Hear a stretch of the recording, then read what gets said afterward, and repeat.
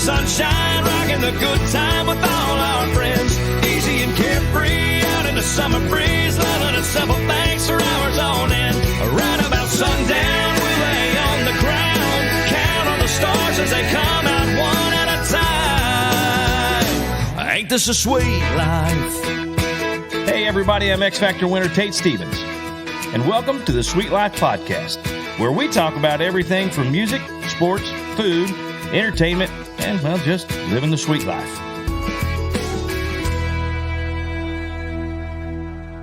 You can okay, we're actually recording right now. That's fine. Okay, so the red light. Yeah. So the love songs episode that we did, when I was making my list, AJ can tell you my list. I had like 2.5 pages of songs.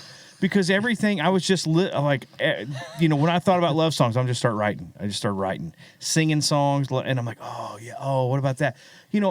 Everything from Etta James to, there was so much going on in my head that, and then we were talking, and I was like, oh, what about that one? And I started writing more down, so I know we left out a ton, and he came with like one little short list. He followed the rules. Yeah, I know. I figured, okay, we're talking about this stuff, so let me throw down like a top 10. And no, not me. I had a top 45. That wasn't at all what was going on. Yeah, because, and so each genre of music, you can go through all genres, rock, pop, blues, jazz. You can go through all of them. They all have 1,000 love songs. People,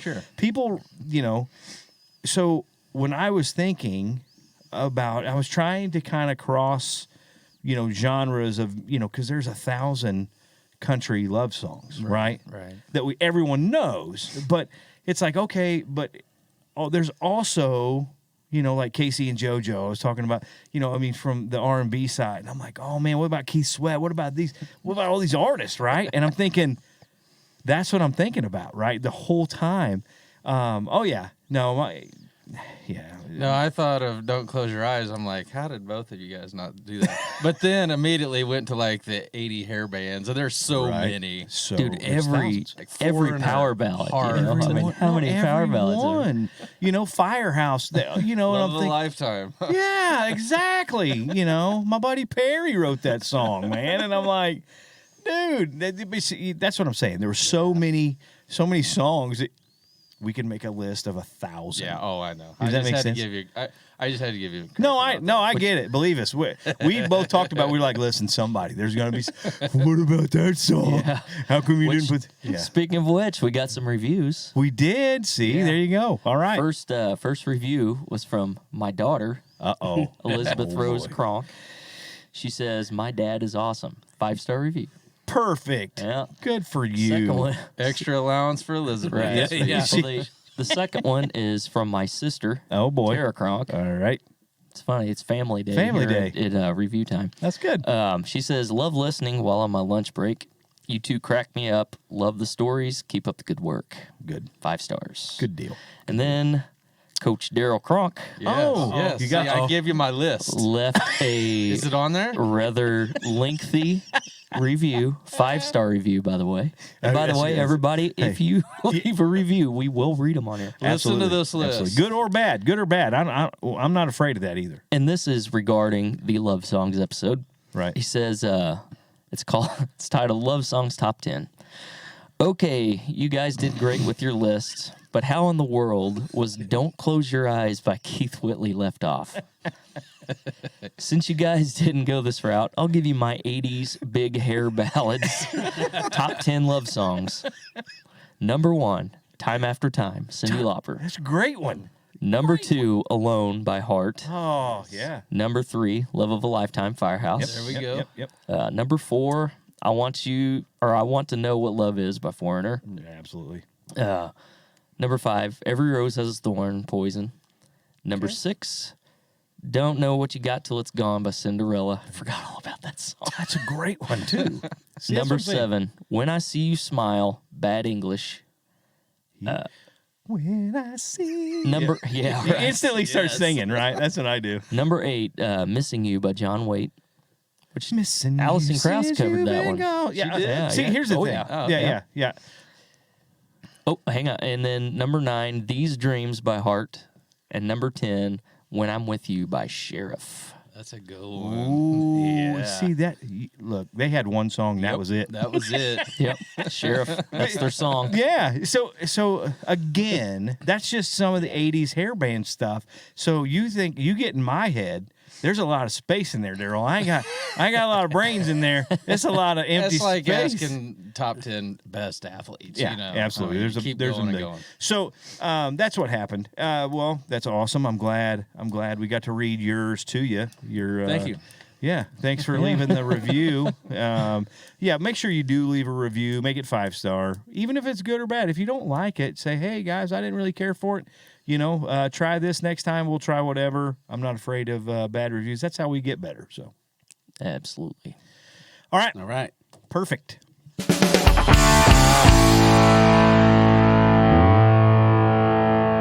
Hey guys, welcome back to the Sweet Life Podcast with Tate Stevens and AJ Kronk. Yes, sir. Today, we got a pretty cool show today, I think.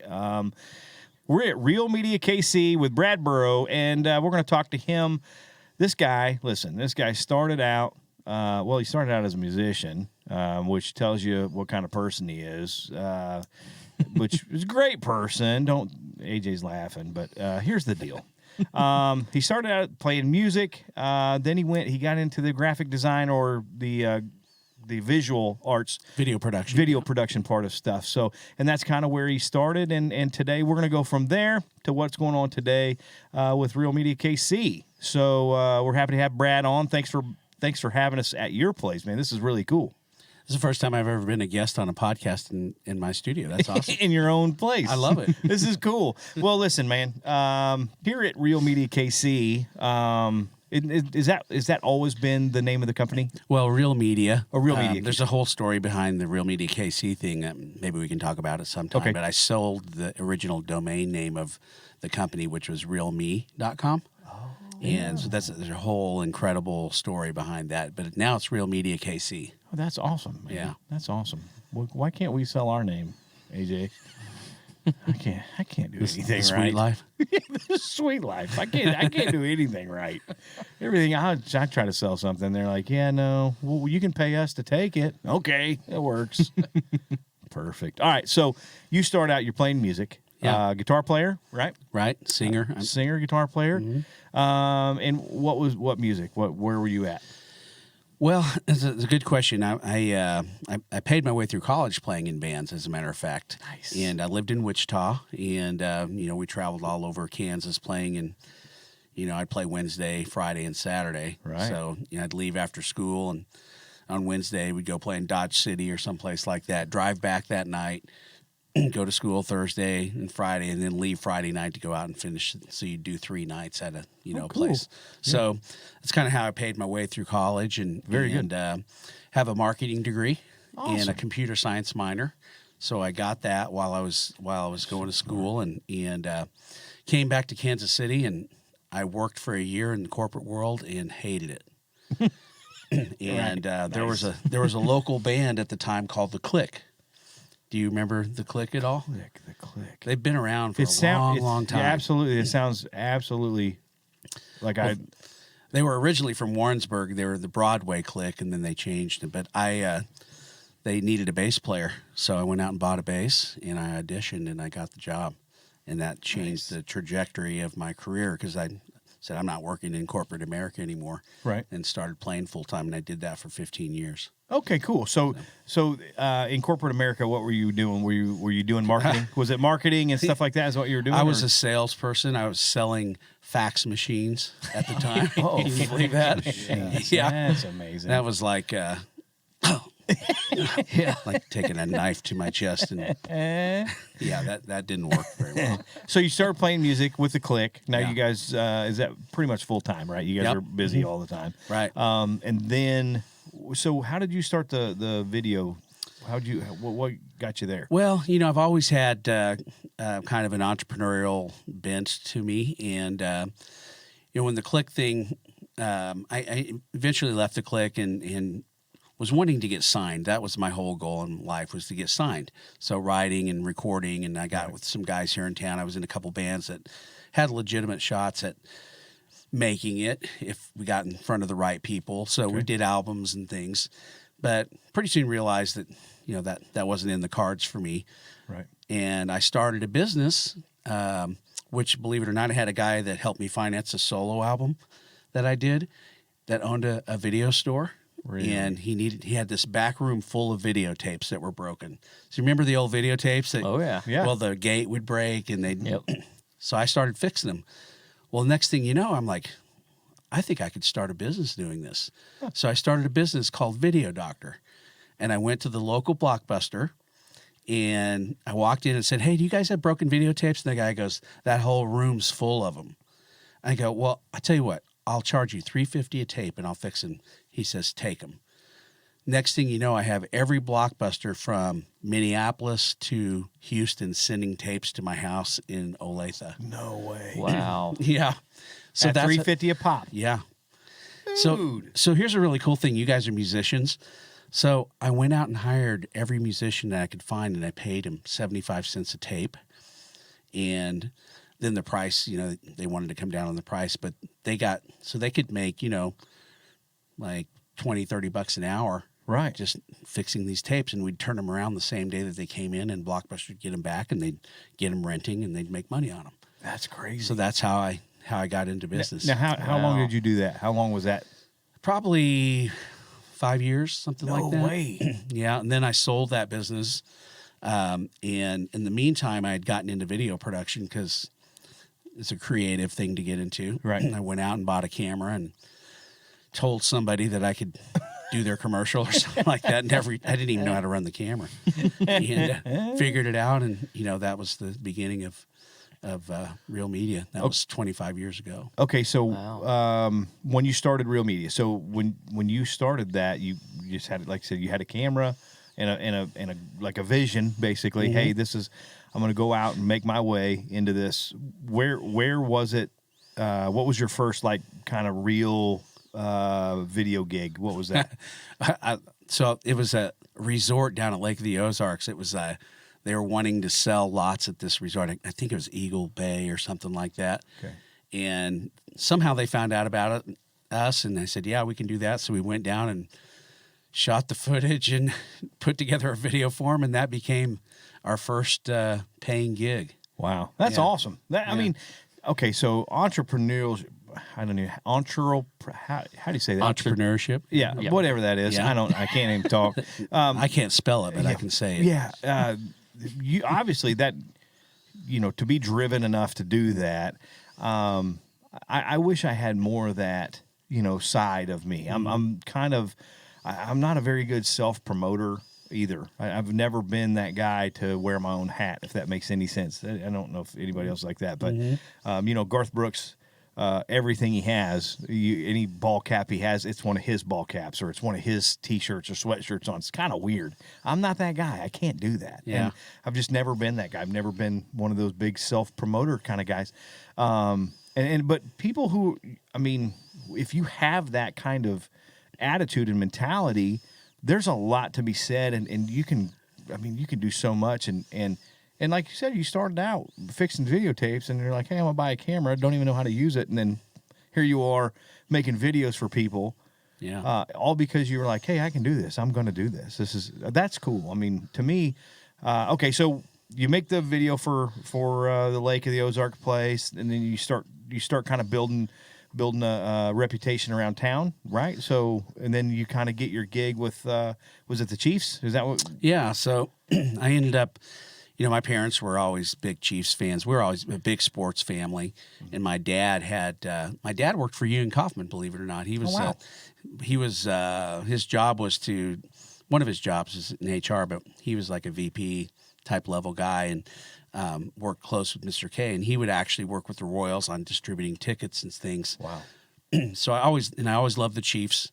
My dad took me to the longest game in NFL history, which was the AFC Championship game with Miami. Yep. Do you remember that? Well, you probably don't remember. I don't. Yeah, right. But I was probably 6 or 7 years old. Wow. and he took me to that game. So kind of grew up with that. Cool. But I eventually got a job working for the Chiefs on game day. So I was running a camera on the field. And because of that, I was on the kind of the inside track of what was happening in the game day production side. So we need headshots, we need game opens. And of course, you know, the opportunity came. I said, hey, we can do that. We can do that. So they took a shot with us, and we ended up doing the open that year, which was called the Red Storm. Right. So we had to do visual effects and all kinds of things. And we had Mike Thompson in this thing, and we had a red storm that came out west of town. And as it moved into town, it was turning Kansas City red, and lightning was hitting things and all kinds of things. And my oldest son was in that open. Very he's cool. the opening shot of it. But that was kind of the beginning of us getting into the sports world. Right. And from that was a very successful open. And from that, we started going to some trade shows. And the next thing you know, we're working for Cincinnati Reds, Miami Heat, New York Mets, about half of the Big 12. Nice. I became the voice of the Miami Heat for a while because I can do this movie voice like this. Miami Heat, black is back. So my buddy who runs the Heat, we're playing golf, and I do that one day. He goes, I think I'd like you to audition for our TV spots in our game open in the arena. And I'm like, no way. He goes, I really do. So I did it. Next thing you know, I'm doing their TV spots. It's just crazy. Wow. I'm just been very fortunate. That is so cool. So the sports world, kind of where you took off in which kind of catapults, and I know it's kind of like in music, work breeds work, if that makes any sense. Right. So if you're working, it seems like you always get more work if you're working. You know, same scenario here. If you're doing something, you can obviously branch and start, doing different things and continuing to work in that stream, or even moving outside, which you did. You kind of went outside. You're like, okay, sports is great, but now what about other areas? Okay, with the sports, now are you still doing anything with the sporting world right now? A little bit, not a lot, because we've been in this business a long time. 25 years is a long time to be in the production business. Things have changed 2 or 3 times in that time span. Right. What's happened in sports is they've brought all that in-house. So the Chiefs, for example, have a huge staff in-house that are doing all their production stuff. Yeah, animation, production, all that stuff. Makes sense. So it's not Makes getting sense. outsourced like Makes it sense. was. Well, because it's probably cheaper for them in the long run, maybe to hire a handful of guys. I don't know if it's cheaper as much as they just have such a need for content that they need to have that produced in-house so they can just create as much Every day. Yeah. Yeah. And focus just on their guys, their brand, Yep. with Mahomes, for example. I mean, That's probably got to be a 24-hour a day job for somebody just creating content. A team. Yeah. I mean, just to have a team of people just for that one guy. right.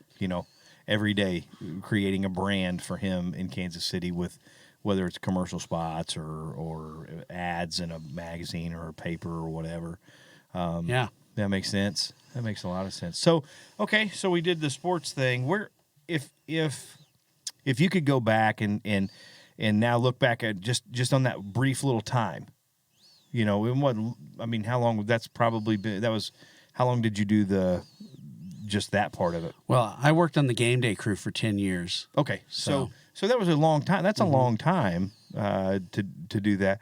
To go back, is there anything that you would have changed? Not so much in career path, but maybe you would have, if I could have done that a year earlier, or if I would have thought, is there any way, you know what I mean? Is there something in there that you would have been, I could have been 5 years ahead now? Or seeing it now, because you kind of see that you saw the growth and what happened initially with you anyway. I think the thing with me, I don't tend to look back like that too much, because I think you can get caught up in that. But I do try to learn from things. And right now, like the sports market's changed completely, and we've had to rethink kind of everything that we're doing. But I've had to rethink our business model here. And we've done a pretty good job of that. Even with the pandemic, a lot of companies in our industry have gone out of business, but we have done well because we were prepared. Not because I'm a smart guy. We just happen to have a setup that is really conducive to doing virtual events and live streaming events and things like that other production companies don't have. Well, that was fortunate. That's cool. All right, let's talk about the virtual event. That's really cool. I'm glad you said that because I was going to ask about the COVID thing with this kind of, you can't go out and do things right now, or companies aren't really wanting to go out and bring cameras and people in, and so how are you able to kind of navigate through the COVID thing in this industry, and let's talk about how the industry changes on an almost daily basis. Because everything you bought today is kind of obsolete tomorrow. Because somebody just came out with another. Would you have an 8K camera in there? It's there's a 9K tomorrow. Somebody came out with a 9K. But you know what I mean. So you got to stay on top of things like that to be relevant in this industry, which is a lot like the music business. If we're not changing and kind of going along, I mean, I'm unfortunately not that big a change guy. I don't do a lot of it. I do what I do, and that's kind of you get what you get almost. I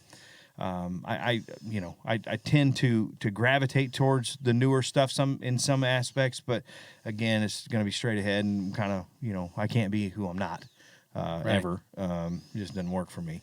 So let's talk about that too. But gosh dang it, I had a.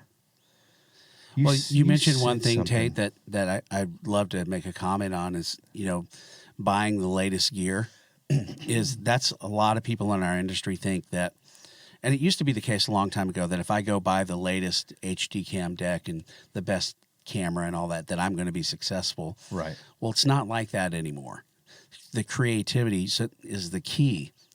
And it's the same with music if you look at it too. But, we just got this incredible new cameras and everything. But if you don't know how to use it. Yeah, absolutely. So I was thinking when you said you were shooting stuff, I'm like, everything that you can do, almost people can do with this. Isn't that crazy? True. Isn't that crazy? That is true. For those listening, he's holding up his cell phone. Yeah.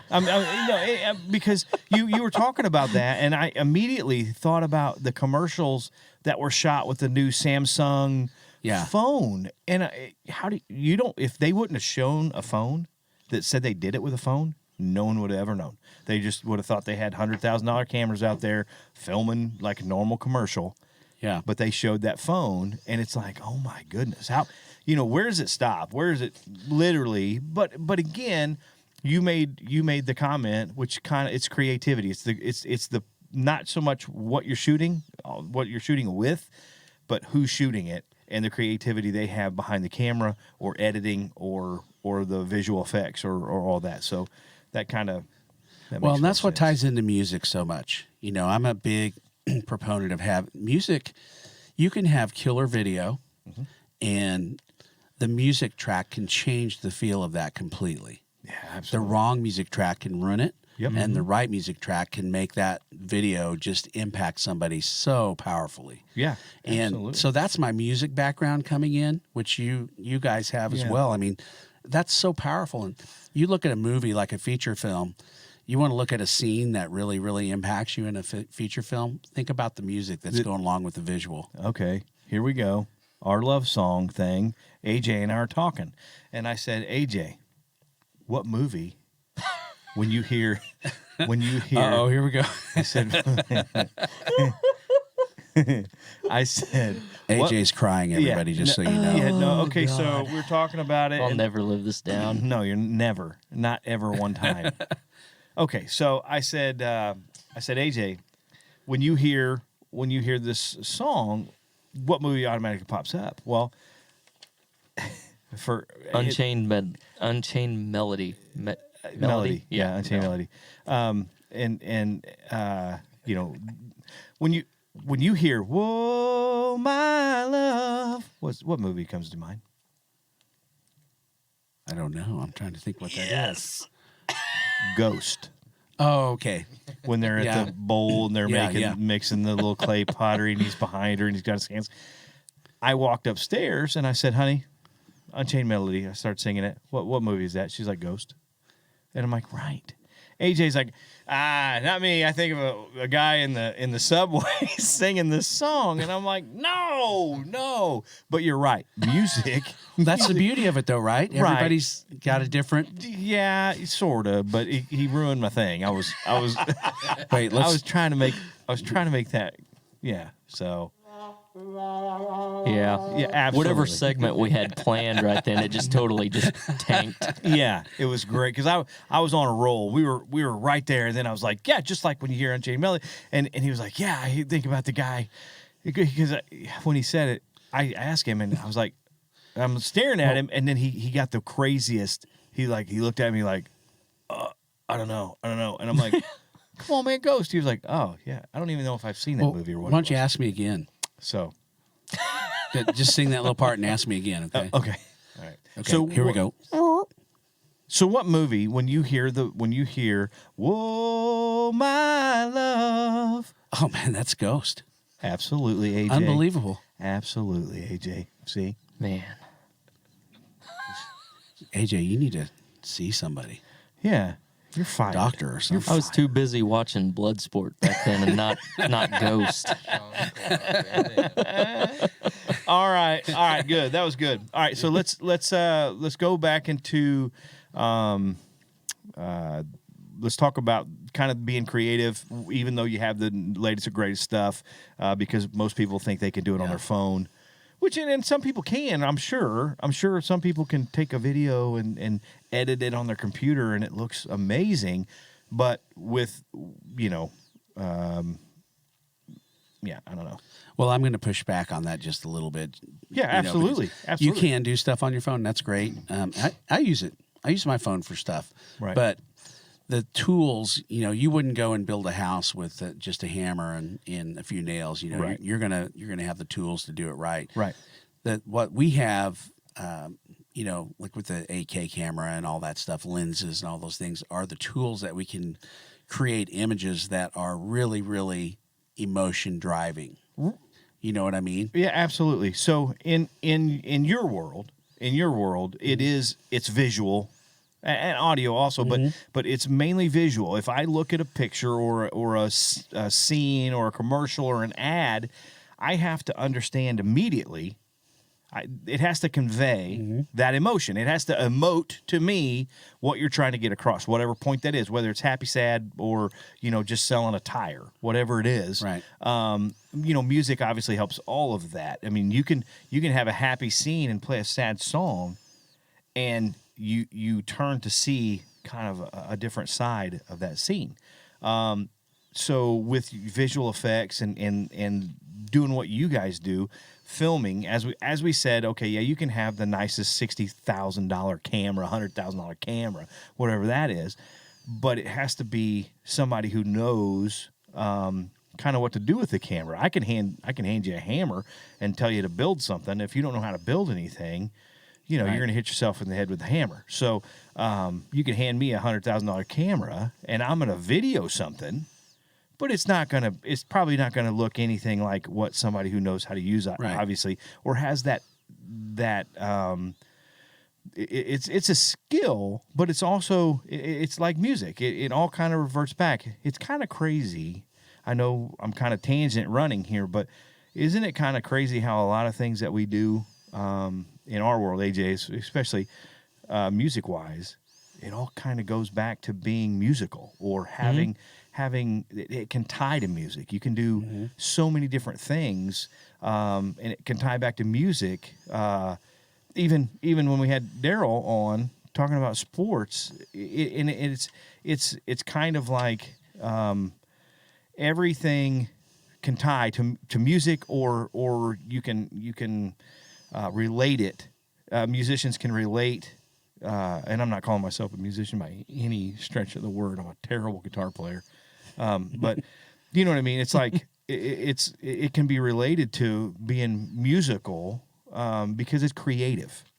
That creative process, whether you have a camera in your hand or you're sitting at a desk editing. I think editing, people who edit, I think that would be, I could never do it because my ADD is so bad. You know, musicians are great editors. Yeah. And because good editors understand rhythm. Right. Okay. And there's a rhythm to a scene, and there's a rhythm to how you're editing something. There's a rhythm to how you tie music into a visual. Right. And a lot of people, I've come across many editors that don't understand that. And the ones that really know how to edit and really drive emotion know how to tie the music and the visuals together. And that's a huge, huge impact. But it's creative. They have a creative part, and it's kind of odd because I don't know too many people who aren't creative in their craft. Yeah. I guess if you're not creative, you wouldn't be very successful. If that makes any sense, right? I gotta be kind of close. That's right. So one thing that I would say to that is to take it a little step further, and you'll understand this as a musician as well, but the storytelling aspect of it. That's a big thing in our world. Mm-hmm. So you can have great tools and you have great talent, but if you can't tell a story and understand your audience, that's the big thing. So if I'm speaking to a certain demographic, right, male, female, age group, right, income level, whatever it is, I want to know as much about them in the corporate world so I can speak to them and I can tell a story in a manner that they're going to respond to it. In their language, if you have to, a little bit. Right. That's exactly right. AJ and I, right after I won the show, AJ and I fly to Wisconsin. Yeah, up to Wisconsin to do a thing for Case. Tractor company. Yeah, we were on the heavy equipment side though, bulldozers and things like okay. that. We weren't on the farm side.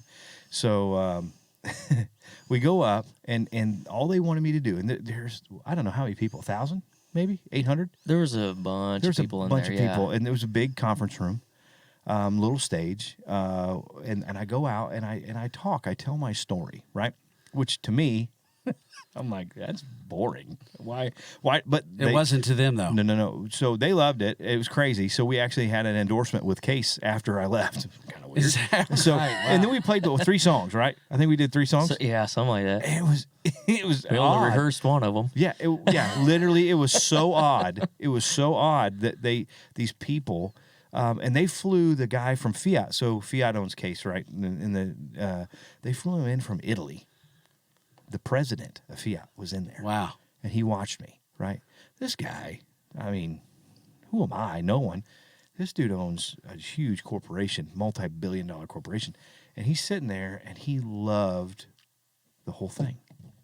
And I'm like, I'm thinking, at the time, I didn't know. I'm just going. Things are coming out of my mouth. I didn't really know what I'm saying. I'm just telling my story and kind of relating it to work. Just all work, because I did street work. I did asphalt and concrete work and stuff like that, so I could kind of relate to some of their salespeople and things like that. That it was just so odd. It was such an odd experience. It was a great experience, but like you said, talking to people, just being able to talk. But my story, I guess, because it was just hard work, right? Kind of got me where I was at. They loved it, and it worked for them. And we did a couple songs, and honestly, when we got done, AJ's like, that was bad. And I'm like, yeah, that wasn't very good. Like, literally, we were like, that But wasn't they very loved good. it probably, didn't they? They didn't. Yeah, it was just 2 of us with acoustic guitars, and it worked for whatever they needed it for. And ended up going on and working a couple more things and with Case, and they were great people, amazing people. But the president of the company came up and shook my hand, and and was like, that was amazing. Your story is amazing. Yeah. And he said, I hope my people got it. I think they did, but I hope they got it because, man, that was good. And So that's the power of story. yeah. So in our world, telling a story, being able to tell a story, in the music world, I mean, that's what we have to do. Whether you're playing a guitar or playing a drum or play whatever it is, you got to be able to tell that story. In your world, in the video, the media, just all media, you guys have to be able to do the same thing. You talked about rhythm, having a rhythm in a spot, a video spot. whether you put it with music or not, there has to be a rhythm to that, or it doesn't make sense, or it doesn't flow. There's a lot of flow in everything, and so in the media world, we talked a little bit a bit ago too about the latest and greatest, right? You got to have the latest and greatest stuff, which it changes on a daily basis, probably in your world. What has worked the best for you? What has worked when because you showed us this brand new camera that's amazing, I'm sure, and I'm sure you can see each hair on someone's face. Yeah, you know what I mean, and all that. But what has been the best kind of scenario in your world in the last, I don't know, let's say 5 years, because technology grows so fast, and we know that. Obviously, just look at your cell phone. They used to be little, and then they went giant, car size, and then now they're back to being kind of small again, and all that. What has worked the best as far as in your world, in the media world, for you guys here? And I'm sure there was times that you didn't have the latest and greatest stuff because you're like, wow, I mean, everything's working, and we're doing okay.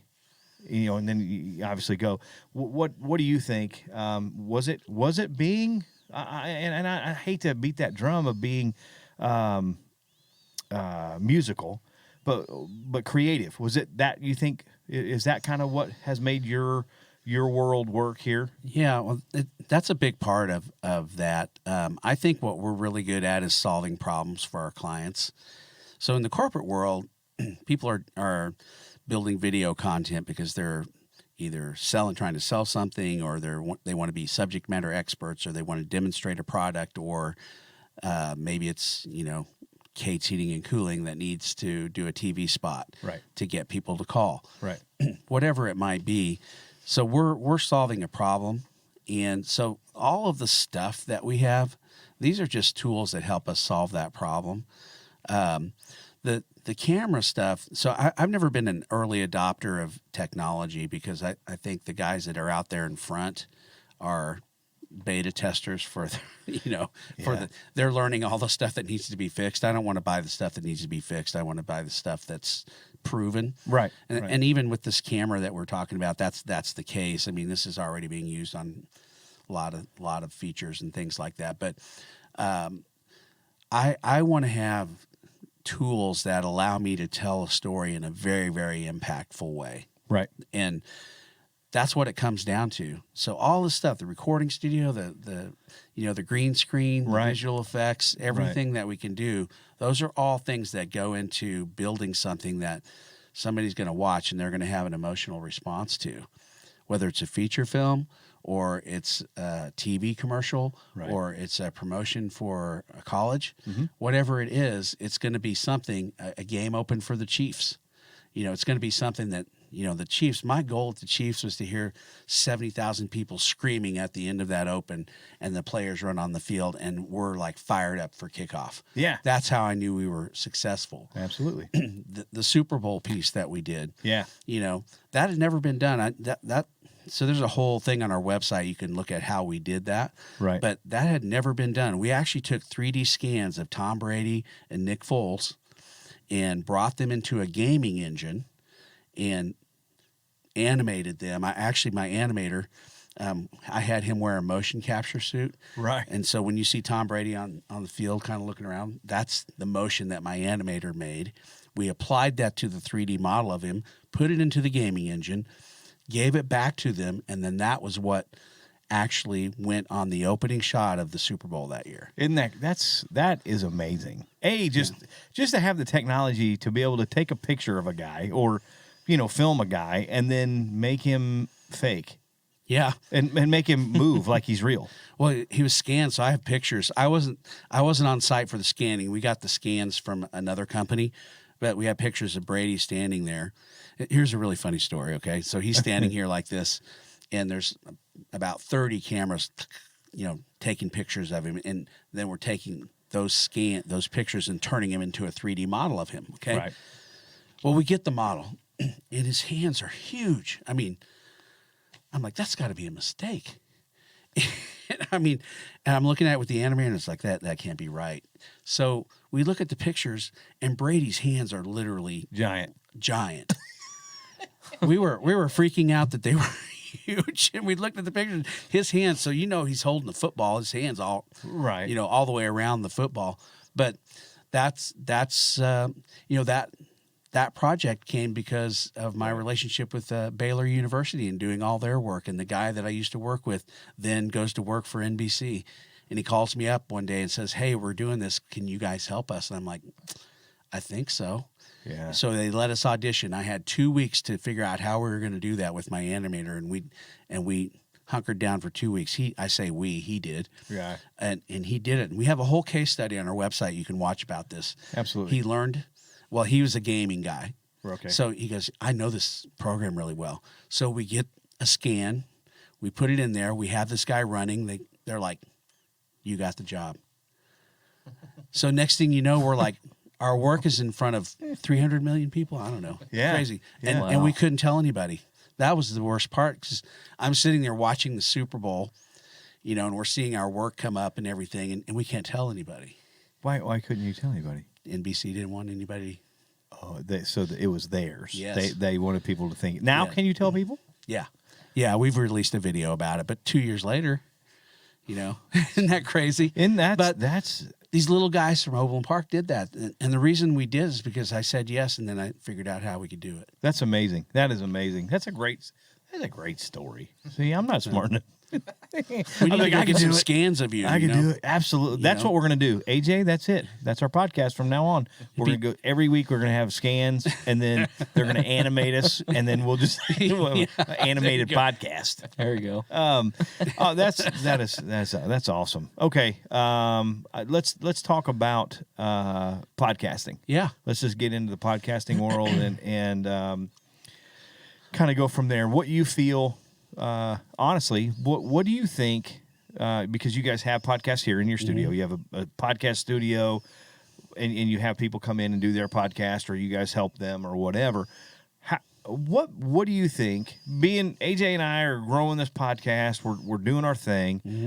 We want it to sound like almost like a radio show, if that makes any sense. You know what I mean? I don't want it to be. We call it a show, because it's kind of. That's the feel we want. We want it to be like a talk show, radio show kind of thing.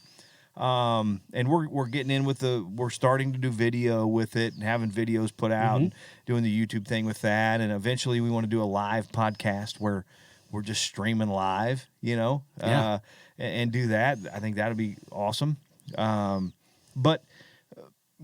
Okay, so help me and AJ, if you will.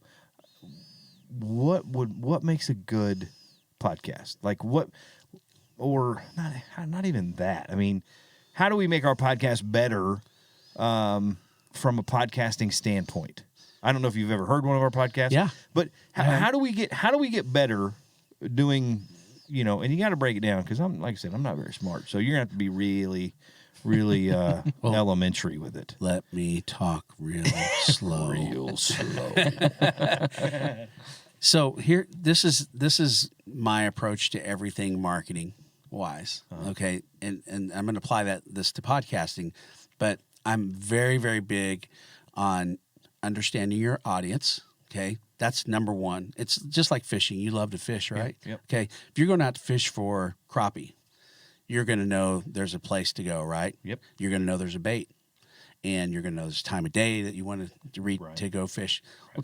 Marketing is just like that. So your podcast really needs to be, you need to put it through the lens of, first of all, who is my audience? Because you can't make a podcast that everybody's going to like. Absolutely not. Okay. So you have a specific audience. Okay. What do they like?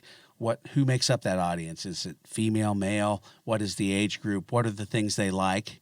What should I talk about that they're going to respond to? Right. All of those things, I think that you really need to be thinking about when you're thinking about putting together content. And that's for anything, video, marketing, TV spots. I mean, I've done A.B. May TV spots in the past, just as an example. Right. Okay. Well, we knew that the target audience was stay-at-home moms that were making a decision to fix their air conditioning or heating and cooling system. Right. They wanted it done right. They wanted to be safe. They didn't mind paying a little bit more for it to be done right. Right. And they wanted to work with people that they felt good about. So Glenn and Shirley are at the end of every spot. We don't do this, but we do fix air conditioning systems. Give us a call. And Glenn says, I love you, Shirley. Well, every one of those spots, they grew. Mm-hmm. They doubled in size when they started running those spots. Because we understood the target audience. We understood how to speak to that target audience, a stay-at-home mom. Right. We knew the things that they were going to respond to, and then we had to ask, okay? Right. You need to be thinking the same way. I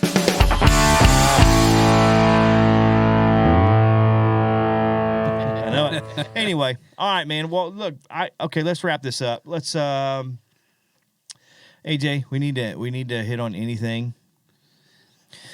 Well, you were talking about how the media industry is like always changing and stuff like that. Like, what do you see is like the next thing, like the next big change, I guess? Well, that's a good question. If I knew that, I'd be a multimillionaire. Right? I would be, I don't know where I'd be. I don't know. It's a good question. I do think that video and video content is going to continue to be more and more needed. I mean, look at Avila. I mean, the stuff, you look at Instagram, that's become a huge, huge part of the marketing department for the marketing for the sports programs. Mm-hmm. I mean, there's Instagram posts coming out, social media, where people are connecting.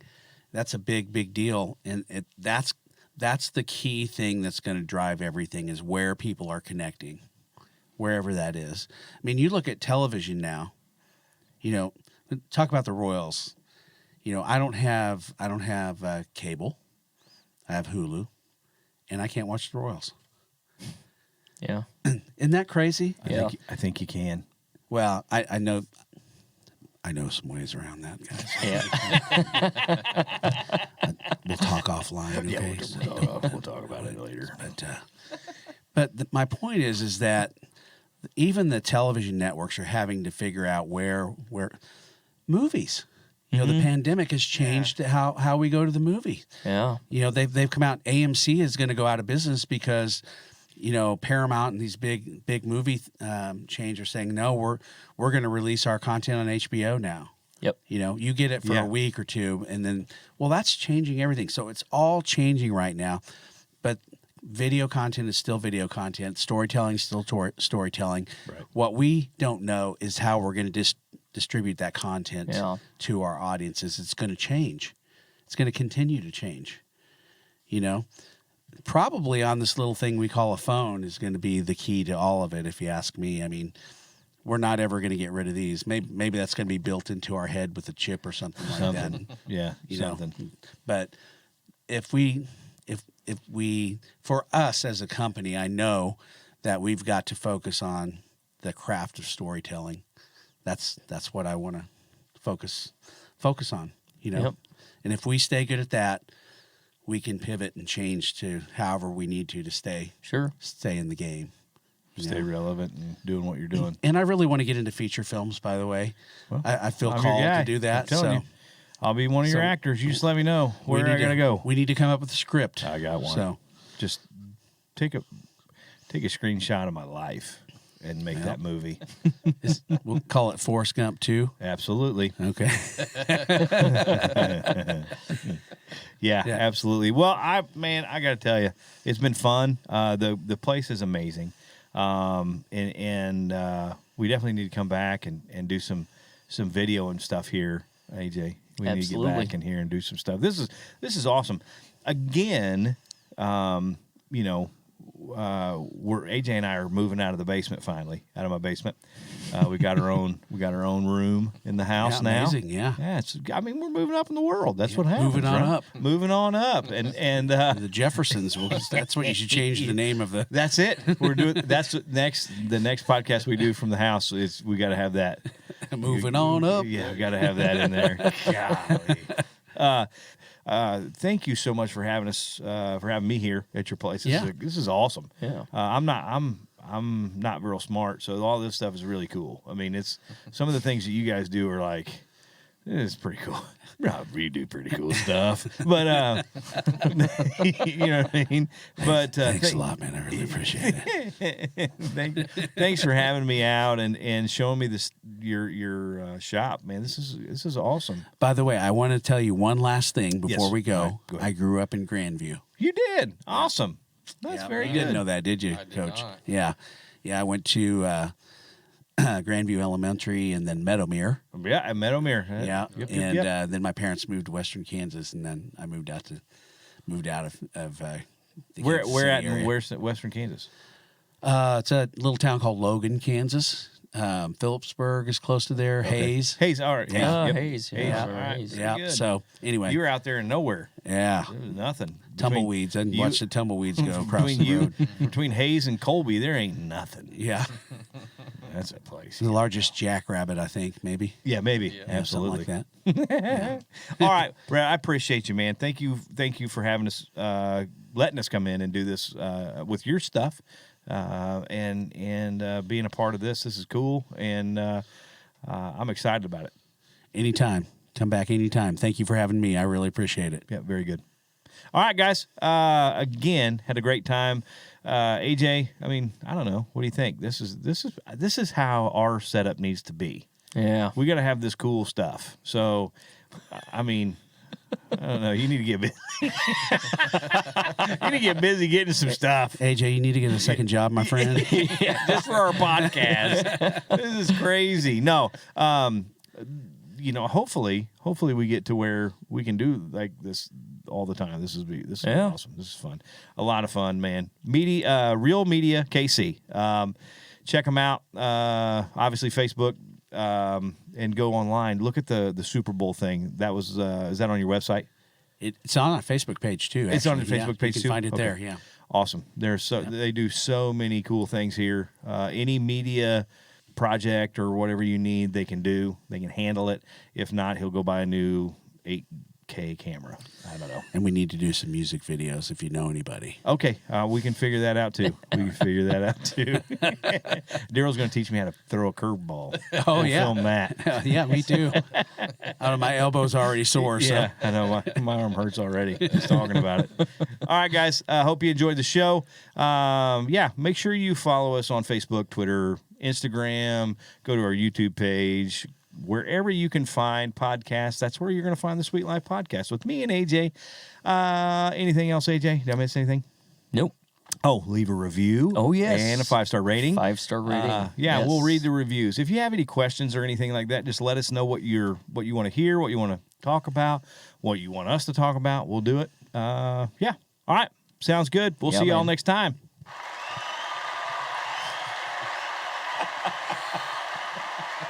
Ain't this a sweet life? Hey guys, thanks for listening. Want to ask a question for a future episode? Well, hit us up on Facebook or Twitter with hashtag Sweet Life Podcast. And be sure to give us a 5-star rating and hit that subscribe button. Leave us a review on Apple Podcasts, Google Play, Stitcher, or wherever you get your podcasts. Make sure you follow me on Facebook, Instagram, and Twitter to stay up to date on the latest news and information for the Sweet Life Podcast. And we'll see you next time.